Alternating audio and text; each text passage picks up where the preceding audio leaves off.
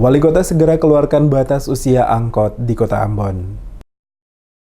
Diperkirakan 600 hingga 700 angkutan umum dalam Kota Ambon dihentikan izin untuk melakukan kegiatan rutinitas operasi mengangkut penumpang dalam Kota Ambon pada tahun ini. Penegasan ini disampaikan langsung PLT Kepala Dinas Perhubungan Kota Ambon, Robi Sapulete. Secara tegas dikatakannya bahwa dalam waktu dekat ini Wali Kota Ambon akan segera menandatangani peraturan Wali Kota, di mana dalam peraturan Wali Kota tersebut mengenai masalah layanan angkutan umum, di mana seluruh angkutan umum dalam Kota Ambon yang berusia 15 tahun ke atas tidak lagi diizinkan beroperasi di Kota Ambon. Selain pembatasan batas usia kendaraan, pihaknya juga akan melakukan perampingan trayek dalam Kota Ambon. Sapulete memastikan seluruh tahapan perencanaan dalam rangka penataan dan penertiban seluruh angkutan umum dalam Kota Ambon akan terselesaikan pada tahun 2019 ini.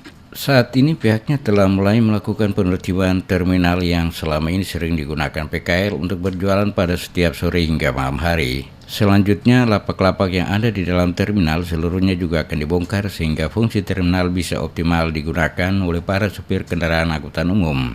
Penyelesaian angkutan umum di Kota Ambon ini kan kita tidak bisa satu sekaligus ya, itu harus bertahap.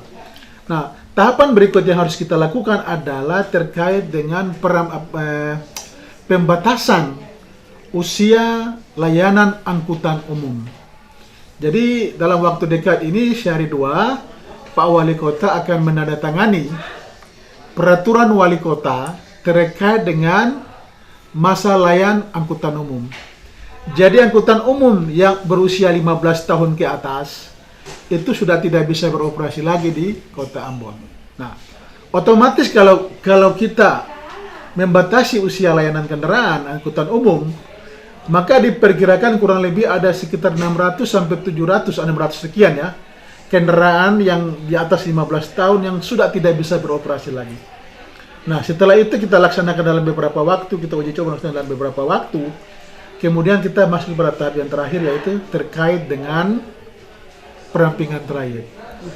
Lebih lanjut dikatakan Sapulete, dalam waktu dekat ini juga pihak Dinas Perhubungan akan melakukan sosialisasi khusus bagi parkir nginap di sejumlah badan jalan, di mana ada kendaraan yang selama ini tidak memiliki garasi dan melakukan parkiran di jalan raya. Untuk itu, pihak Dinas Perhubungan bersama dinas terkait akan melakukan penertiban bagi seluruh kendaraan yang melakukan parkir pada badan jalan.